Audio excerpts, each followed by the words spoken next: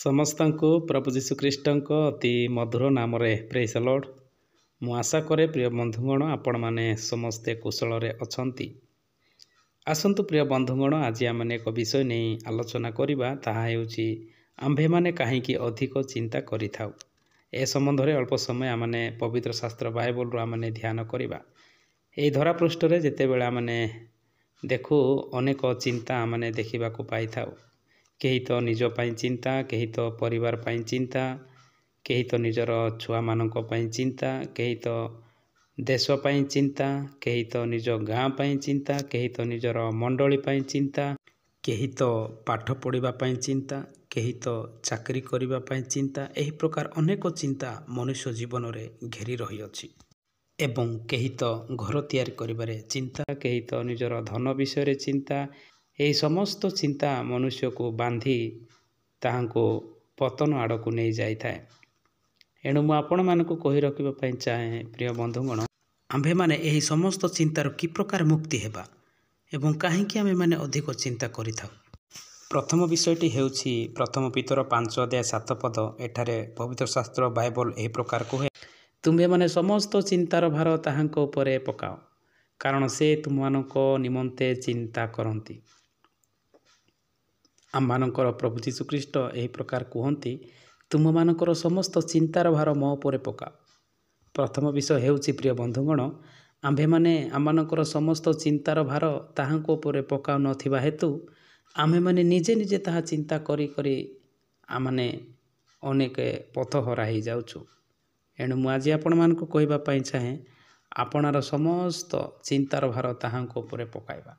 ସେ ଆମମାନଙ୍କ ନିମନ୍ତେ ଚିନ୍ତା କରିବେ। ଏଣୁ ଆସନ୍ତୁ ଆଜି ଆମେ ନିଜକୁ ସମର୍ପଣ କରିବା, ଆମମାନଙ୍କର ସମସ୍ତଙ୍କର ଚିନ୍ତାର ଭାର ତାହାଙ୍କ ଉପରେ ଆମେ ପକାଇବା। କାରଣ ସେ ଆମମାନଙ୍କୁ ନିର୍ମାଣ କରିଛି, ଆମମାନଙ୍କର ବିଷୟ ସେ ଜାଣନ୍ତି ନାହିଁ। କାରଣ ସେ ଆମମାନଙ୍କୁ ନିର୍ମାଣ କରିଅଛନ୍ତି। ସେ ଆମମାନଙ୍କର ଅଭାବ, ଆମମାନଙ୍କର ପ୍ରତ୍ୟେକଟି ପ୍ରୟୋଜନ ବିଷୟ ସେ ଜାଣନ୍ତି ନାହିଁ, ନିଶ୍ଚୟ ସେ ଜାଣନ୍ତି। ଏଥିପାଇଁ ତାଙ୍କ ଉପରେ ଆମମାନଙ୍କର ସମସ୍ତ ଚିନ୍ତାର ଭାର ପକାଇବା। ଦ୍ୱିତୀୟ ବିଷୟ, ଯେତେବେଳେ ଆମେ ଗୀତ ସଂହିତା 37:5 ପାଠ କରୁ, ଏଠାରେ ଗୀତ ରଚକ ଦାଉଦ ଏହି ପ୍ରକାର ଲେଖନ୍ତି, ସଦାପ୍ରଭୁଙ୍କଠାରେ ତୁମର ଗତି ସମର୍ପଣ କର, ମଧ୍ୟ ତାଙ୍କଠାରେ ନିର୍ଭର ରଖ, ତହିଁରେ ସେ ତାହା ସଫଳ କରିବେ। ପ୍ରିୟ ବନ୍ଧୁଗଣ, ଆଜି ଆମେ ଅନେକ ଚିନ୍ତା କରି କରି ଆମମାନଙ୍କର ସମସ୍ତ ବିଷୟରେ ଆମେ ପଥଭ୍ରଷ୍ଟ ହେଇଯାଉଅଛୁ।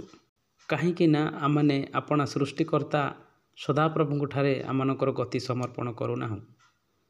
ଆମମାନେ ଚିନ୍ତା କରି କରି ଅନେକ ଗତିପଥ ବଦଳାଉଛୁ, ତଥାପି ଆମମାନେ ସେଥିରୁ କିଛି ଲାଭବାନ ହେଇପାରୁନାହୁଁ, ଅସଫଳତା ହେଇଯାଉଛୁ। କାହିଁକି ନା ବାଇବଲ ଏ ପ୍ରକାର ପରିପ୍ରକାଶ କରେ, ସଦାପ୍ରଭୁଙ୍କଠାରେ ତୁମର ଗତି ସମର୍ପଣ କର, କୌଣସି ଗତିରେ ତୁମେ ଚିନ୍ତା କର ନାହିଁ, ଆପଣାର ସମସ୍ତ ଗତି ତାଙ୍କଠାରେ ପକାଅ ଏବଂ ତାଙ୍କଠାରେ ନିର୍ଭର ରଖ, ତହିଁରେ ସେ ତୁମମାନଙ୍କର ସମସ୍ତ ଚିନ୍ତାର ବିଷୟକୁ ସେ ସଫଳ କରିବେ। ଆପଣମାନେ ଯଦି ସଦାପ୍ରଭୁଙ୍କଠାରେ ଗତି ସମର୍ପଣ ନ କରି ତାହାଙ୍କଠାରେ ନିର୍ଭର ନ ରଖି ଅନେକ ବିଷୟକୁ ଚିନ୍ତା କଲେ ତାହା ବିଫଳ ହେବ। କିନ୍ତୁ ବାଇବଲ କହେ, ଆମମାନଙ୍କର ଗତି ସବୁ ଯଦି ପ୍ରଭୁଙ୍କଠାରେ ସମର୍ପଣ କରିବା ଏବଂ ଆମେ ତାହାଙ୍କଠାରେ ଯଦି ନିର୍ଭର ରଖିବା, ଆମମାନଙ୍କର ସକଳ ଚିନ୍ତାକୁ ସେ ସଫଳ କରିବେ। ତୃତୀୟ ବିଷୟଟି ହେଲା ଗୀତ ସଂହିତା 55:22। ଏଠାରେ ଗୀତ ରଚକ ଦାଉଦ ଏହି ପ୍ରକାର ଲେଖନ୍ତି, ତୁମ୍ଭେ ସଦାପ୍ରଭୁଙ୍କ ଉପରେ ଆପଣା ଭାର ପକାଅ, ତହିଁରେ ସେ ତୁମ୍ଭକୁ ସମ୍ଭାଳିବେ। ପ୍ରିୟ ବନ୍ଧୁଗଣ, ଆମମାନଙ୍କର ଯେଉଁ ଚିନ୍ତାର ଭାର, ଯେଉଁ ଚିନ୍ତାର ବୋଝ ରହିଛି, ତାହା ସଦାପ୍ରଭୁଙ୍କ ଉପରେ ରଖିବା। ଏଠାରେ ଗୀତ ରଚକ ଦାଉଦ କହନ୍ତି, ତୁମ୍ଭେ ସଦାପ୍ରଭୁଙ୍କ ଉପରେ ଆପଣା ଭାର ପକାଅ, ତହିଁରେ ସେ ତୁମମାନଙ୍କୁ ସମ୍ଭାଳିବେ। ଆମେ ଯେଉଁ ଚିନ୍ତା, ଅସମ୍ଭାଳ ଚିନ୍ତା ଆମ ପାଖରେ ରହିଅଛି, ତାହା ସଦାପ୍ରଭୁଙ୍କ ଉପରେ ଆମେ ରଖିବା, ତେବେ ସେ ଆମମାନଙ୍କ ନିମନ୍ତେ ଚିନ୍ତା କରନ୍ତି। ସେ ଆମମାନଙ୍କର ସକଳ ଚିନ୍ତାକୁ ସେ ସମ୍ଭାଳିବେ, କାରଣ ସେ ଆମମାନଙ୍କର ନିର୍ମାତା, ସେ ଆମମାନଙ୍କୁ ନିର୍ମାଣ କରିଅଛନ୍ତି। ଏଣୁ ଦାଉଦ କହନ୍ତି, ତୁମ୍ଭେ ସଦାପ୍ରଭୁଙ୍କ ଉପରେ ଆପଣା ଭାର ପକାଅ, ତହିଁରେ ସେ ତୁମକୁ ସମ୍ଭାଳିବେ। ହଁ ପ୍ରିୟ ବନ୍ଧୁଗଣ, ଆଜି ଆମେ କାହିଁକି ଅଧିକ ଚିନ୍ତା କରୁଅଛୁ? କାରଣ ଆମ୍ଭେ ଆପଣା ଭାର ସଦାପ୍ରଭୁଙ୍କ ଉପରେ ରଖୁନାହୁଁ, ଏଥିପାଇଁ ଆମେ ଅଧିକ ଚିନ୍ତା କରୁଅଛୁ। ଏବଂ ଯେତେବେଳେ ଆମେ ଚତୁର୍ଥ ବିଷୟକୁ ପାଠ କରୁ, ତାହା ମାଥ୍ୟୁ 11:28। ଏଠାରେ ପ୍ରକାର ଲେଖାଯାଏ, ହେ ପରିଶ୍ରାନ୍ତ ଓ ଭାରଗ୍ରସ୍ତ ଲୋକେ ସମସ୍ତେ ମୋ ନିକଟକୁ ଆସ, ମୁଁ ତୁମମାନଙ୍କୁ ବିଶ୍ରାମ ଦେବି। ଯେଉଁ ଚିନ୍ତାର ଭାର ଆମଠାରେ ରହିଅଛି ତାହା ସଦାପ୍ରଭୁଙ୍କ ଉପରେ ତାହା ରଖିବା। ତେବେ ସେ ଆମମାନଙ୍କ ନିମନ୍ତେ ସେ ଚିନ୍ତା କରନ୍ତି। ଚିନ୍ତା କରି କରି ଆମେ ପରିଶ୍ରାନ୍ତ ହୋଇଯାଉଛୁ, ଭାରଗ୍ରସ୍ତ ହୋଇଯାଉଛୁ, ବୋଝଗ୍ରସ୍ତ ହୋଇଯାଉଛୁ। ଏଠାରେ ପ୍ରଭୁ ଯୀଶୁ କହନ୍ତି, ହେ ପରିଶ୍ରାନ୍ତ ଭାରଗ୍ରସ୍ତ, ଭାରରେ ଗ୍ରସ୍ତ ହୋଇଥିବା, ଚିନ୍ତାରେ ବୋଝରେ ରହିଥିବା ଲୋକ ସମସ୍ତେ ମୋ ନିକଟକୁ ଆସ, ମୁଁ ତୁମମାନଙ୍କୁ ବିଶ୍ରାମ ଦେବି। କାରଣ ଚିନ୍ତାର ସମାଧାନ ଆମମାନଙ୍କର ସଦାପ୍ରଭୁଙ୍କଠାରେ ଅଛି। ଆମମାନଙ୍କର ଚିନ୍ତାର ବାହାରେ ସେ ଜାଣନ୍ତି, ଆମମାନଙ୍କର ମନର ବେଦନାକୁ ସେ ଜାଣନ୍ତି, ମନର ଭାବନାକୁ ସେ ଜାଣନ୍ତି। କାରଣ ମନୁଷ୍ୟ ବାହ୍ୟ ରୂପେ ଦେଖେ, କିନ୍ତୁ ସଦାପ୍ରଭୁ ଅନ୍ତଃକରଣକୁ ନିରୀକ୍ଷଣ କରନ୍ତି। ଏଣୁ ପ୍ରିୟ ବନ୍ଧୁଗଣ, ମୁଁ ଆଜି ଆପଣମାନଙ୍କୁ କହିବା ପାଇଁ ଚାହେଁ, ଆମ୍ଭେମାନେ କାହିଁକି ଅଧିକ ଚିନ୍ତା କରିଥାଉ? କାରଣ ଆମେ ସମସ୍ତ ପରିଶ୍ରାନ୍ତର ଭାରଗ୍ରସ୍ତ ଆମେ ଈଶ୍ୱରଙ୍କଠାରେ ଆମେ ରଖୁନାହୁଁ। ଏଥିପାଇଁ ତ ଆଜି ଆମେ ବହୁତ ଚିନ୍ତାରେ ଆମେ ରହିଥାଉ। ଆମ୍ଭେମାନେ କାହିଁକି ଅଧିକ ଚିନ୍ତା କରିଥାଉ? ପଞ୍ଚମ କାରଣଟି ହେଉଛି, ପ୍ରଥମେ ତାହାଙ୍କର ରାଜ୍ୟ ଓ ଧାର୍ମିକତା ଅନ୍ୱେଷଣ କରିନଥାଉ। ମାଥିଉ ଅଧ୍ୟାୟ 6 ତାର 25-34 ପଦ ଯେତେବେଳେ ପାଠ କରୁ, ଏଠାରେ ଆମେ ଦେଖିବାକୁ ପାଉ, କାରଣ ତୁମ୍ଭେମାନେ ପ୍ରଥମେ ତାହାଙ୍କର ରାଜ୍ୟ ଓ ଧାର୍ମିକତା ଅନ୍ୱେଷଣ କର, ଆଉ ଏହି ସମସ୍ତ ବିଷୟ ମଧ୍ୟ ତୁମମାନଙ୍କୁ ଦିଆଯିବ।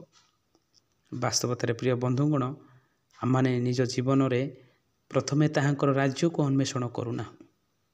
କ'ଣ ପିଇବା, କ'ଣ ଖାଇବା, କେଉଁଠି ରହିବା, କ'ଣ ପିନ୍ଧିବା, ଏହି ସମସ୍ତ ବିଷୟରେ ଚିନ୍ତା କରି କରି ଆମେ ଚିନ୍ତାରେ ଭାରଗ୍ରସ୍ତ ହୋଇଯାଉଛୁ। କିନ୍ତୁ ମାଥିଉ ଅଧ୍ୟାୟ 6 ତାର 25 ତଳକୁ ପାଠ କରିବେ, ଗୋଟିଏ ଗୋଟିଏ କରି ଏଇଟାରେ ପ୍ରକାଶ କରାଯାଏ। ପୁଣି ତୁମ୍ଭେମାନ ମଧ୍ୟରେ କିଏ ଚିନ୍ତା କରି କରି ଆପଣ ଆୟୁଦଣ୍ଡେ ବୃଦ୍ଧି କରିପାରେ? କିଛି ଆମେ କରିପାରିବେ ନାହିଁ ପ୍ରିୟ ବନ୍ଧୁଗଣ।